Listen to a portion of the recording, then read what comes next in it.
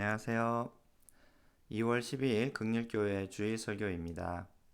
오늘은 골로새서 네 번째 강의 시간으로 교회의 머리 되신 예수님에 대해서 살펴보려고 합니다.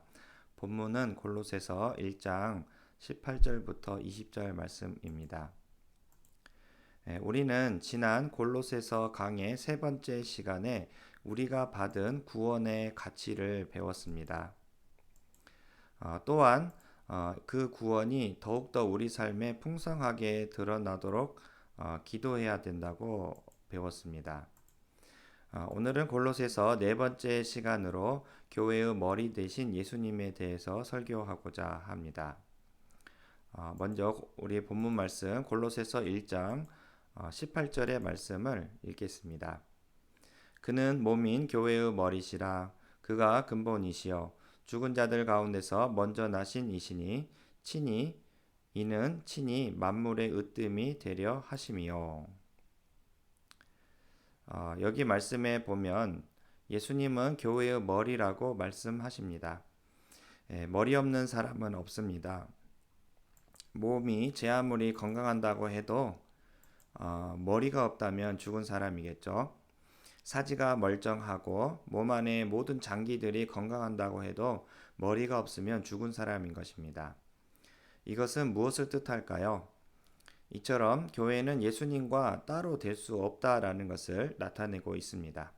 한번 생각해 보세요. 우리 몸은 머리가 명령하는 대로 움직이게 되어 있습니다. 머리가 없는데 몸이 움직일 리가 없는 것이죠. 머리가 명령한 대로 몸은 그대로 움직이는 것입니다. 하지만 얼마나 많은 종교인들이 머리 대신 예수님이 명령한 대로 살지 않고 따로 움직이며 삽니까? 예수님을 아는 지식과 내 삶을 이끄는 믿음이 서로 일치하지 않아서 두 얼굴의 사람이 되는 것입니다. 주일 예배 시간의 내 모습과 평일 직장에서 가정에서 살아가는 내 모습이 다른 것이죠. 예수님께서 겉과 속이 다른 바리새인들을 향해 강하게 책망하시는 이유도 바로 이 때문입니다. 인간은 모두 이런 상태로 태어나 살게 됩니다. 그러나 이런 상태로 살다가 하나님의 은혜를 만나 진정으로 거듭난 영의 사람이 된다면 이제는 겉과 속이 다른 종교인이 될 수 없는 것이죠. 즉 교회되는 사람은 예수님께서 머리가 되시기 때문에 더욱더 예수님과 연합하여 그분이 말씀하신 대로 삽니다. 예수님의 이름 때문에 살아가려는 열망을 가지고 있습니다.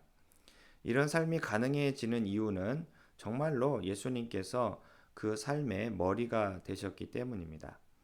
우리가 알다시피 사람의 머리는 그 사람의 모든 것을 일으키고 모든 것을 공급합니다.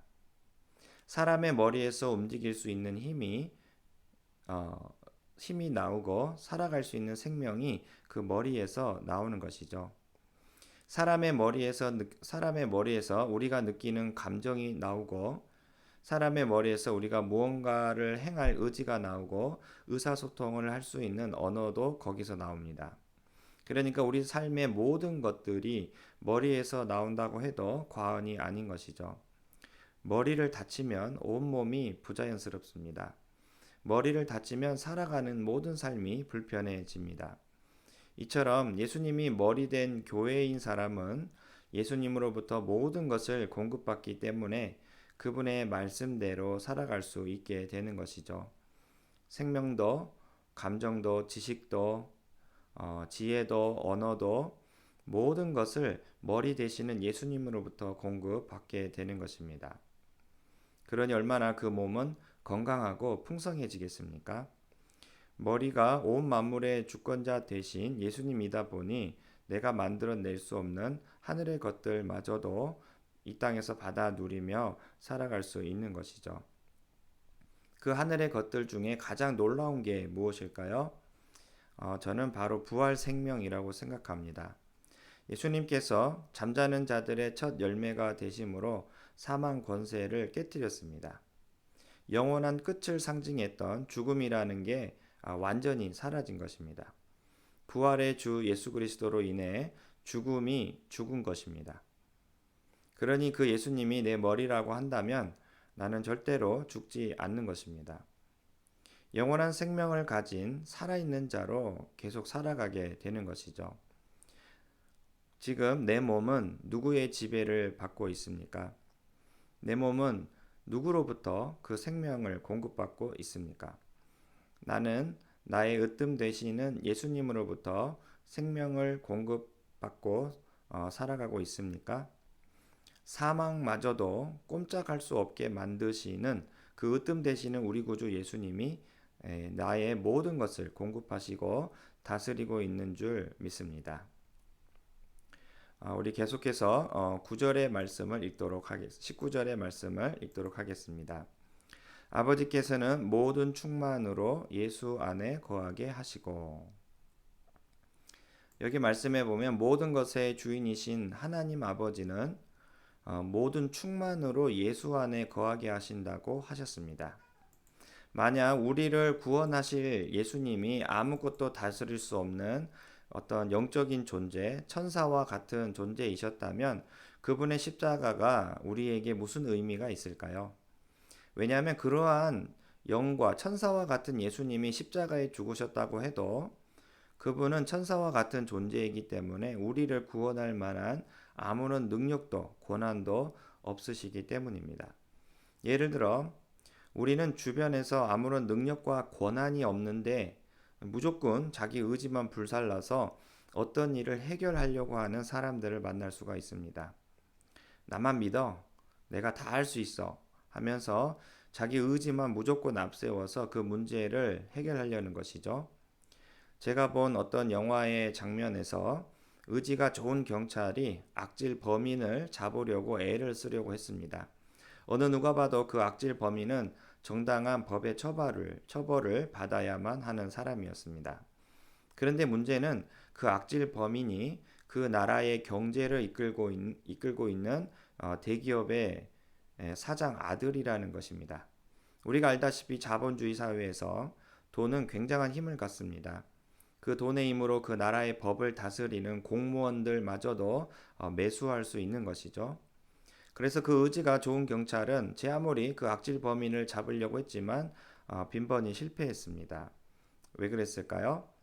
그 경찰의 직속 상관인 경찰청장이 그 대기업 사장이 주는 뇌물을 받고 있었기 때문입니다. 그러니 제 아무리 의지가 좋다고 하더라도 그 경찰은 그 범인을 잡을 수가 없었던 것입니다. 그렇다면 그 경찰이 그 범인을 잡으려면 어떻게 해야 할까요? 그를 다스리는 직속 상관인 경찰청장이 그 범인을 잡을 수 있도록 모든 권한을 위임해야 할 것입니다. 마음 놓고 그 범인을 잡을 수 있도록 경찰청장이 그 모든 능력과 권한과 자격을 주어야만 하는 것이죠. 우리를 구원하신 예수님도 마찬가지 아닐까요? 하나님 아버지께서 아무런 권한과 능력과 자격도 주지 않으셨는데 그저 자기 명령대로 심부름이나 하는 천사처럼 예수님을 여기셨다면 예수님께서도 우리 위에 목숨 바쳐 십자가에 죽어도 그 구원의 효과가 나타나지 않는 것입니다. 그런데 19절 말씀에 뭐라고 나와 있습니까? 모든 만물의 주권자이신 하나님 아버지는 모든 충만으로 그 아들 예수 안에 거하게 하셨다라고 말씀하십니다. 이 말은 무슨 뜻일까요? 하나님과 예수님의 신성은 똑같다라는 뜻입니다. 능력이나 자격이나 권한에 있어서 조금의 편차가 없이 동일함을 나타내고 있습니다. 그래서 하나님처럼 예수님 안에는 그 어떤 작은 것이라도 빠짐없이 모두 다 충만하게 들어있는 것입니다. 예수님이 만약에 어떤 공교롭게도 어떤 부분에 있어서는 하나님의 허락을 구해야 한다면 그것도 문제가 될 것입니다. 그러나 예수님은 그 어떤 허락도 구해야 할 필요가 없습니다. 또한 어떤 부분에서는 예수님의 권한이 없어서 하나님 아버지의 허락을 구해야 할 때도 없습니다. 이미 모든 만물이 충만하게 거하신 예수님은 하나님이 가지신 그 신성과 조금도 다를 게 없이 하나님과 똑같은 분이라는 점이죠. 그러므로 우리를 위해 행하신 그 예수님의 구원은 얼마나 탁월하겠습니까? 그분의 십자가는 얼마나 위대하겠습니까?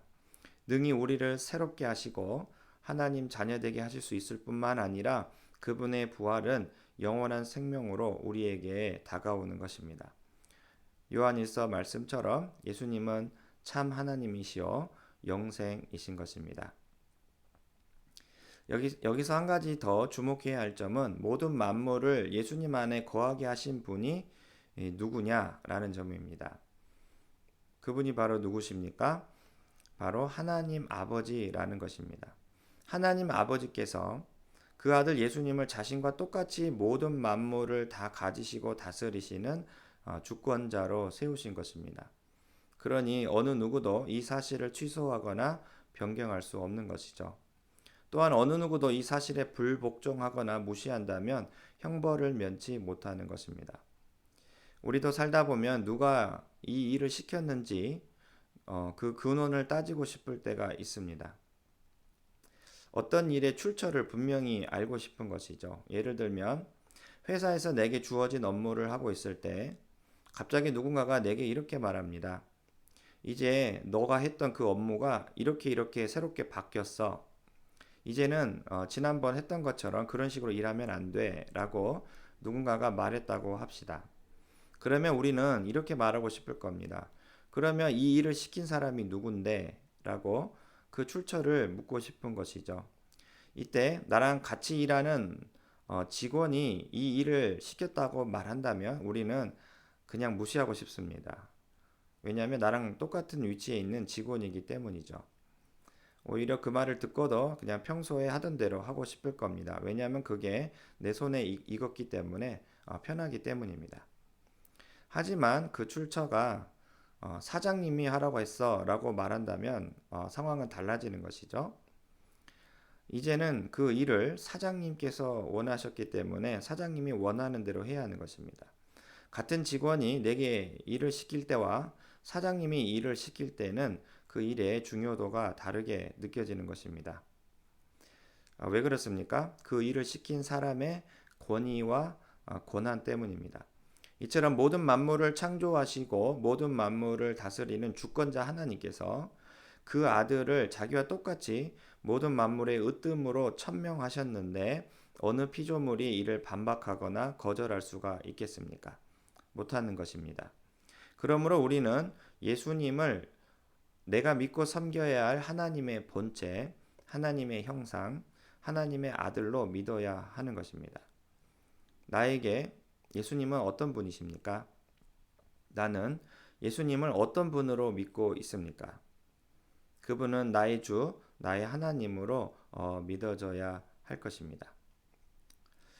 우리 계속해서 20절의 말씀을 읽도록 하겠습니다.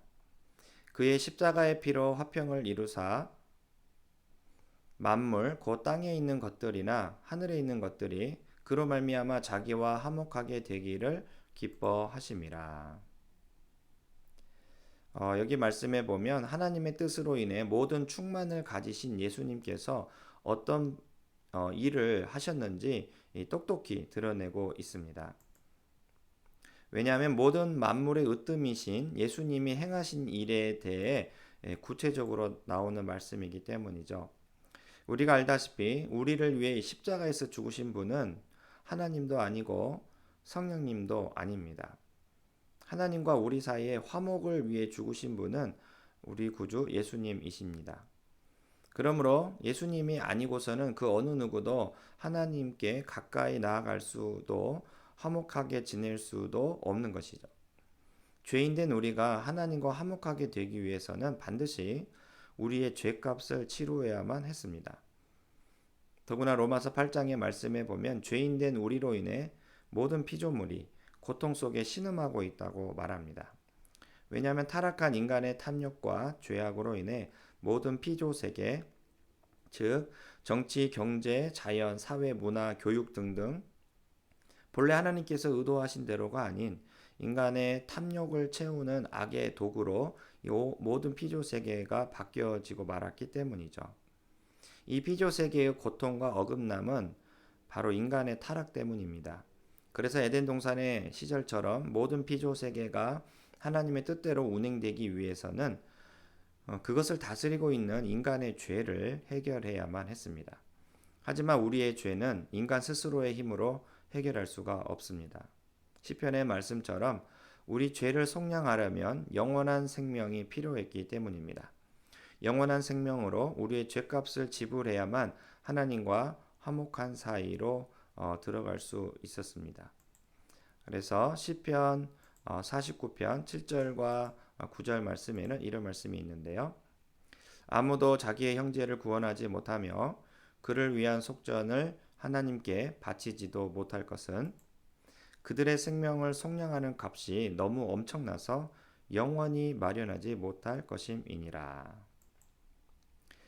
우리의 죄값을 지불할 만한 것은 여기 말씀해 보니까 영원한 생명밖에 없었습니다. 왜냐하면 우리의 죄는 영원한 죄값이었기 때문입니다. 영원한 죄이었기 때문입니다. 그런데 하나님은 그 아들 예수님에게 모든 만물을 충만하게 거하게 하시고 온 피조 세계가 감당치 못할 그 신성으로 사람이 되셔서 그 몸의 피를 십자가에 흘림으로 우리의 영원한 죄값을 대신 지불하게 하셨습니다. 이제 그 예수님을 가진 자는 하나님과 화목하게 지낼 수 있는 것이죠. 더구나 하나님은 사람뿐만 아니라 모든 만물, 즉 하늘에 있는 것들이나 땅에 있는 것들이 모두 예수님을 통해서 자기와 화목하게 되기를 기뻐하셨습니다. 십자가에 죽으시고 부활하신 분은 예수님이시므로 예수님으로 인해서 모든 피조 세계는 하나님과 화목하게 될 수 있는 것입니다. 분명 우리는 꿈을 꿉니다. 지금은 아니지만 예수님이 이 땅에 재림의 주로 오실 때 모든 것들은 새롭게 될 것입니다. 예전에 에덴 동산의 피조 세계처럼 모든 것이 하나님 보시기에 좋고 모든 것이 그분의 기쁨이 될 것입니다. 곧 그분의 자녀되는 우리뿐만 아니라 모든 것들이 하나님 보시기에 좋을 때가 오고 말 것입니다. 왜 그렇습니까?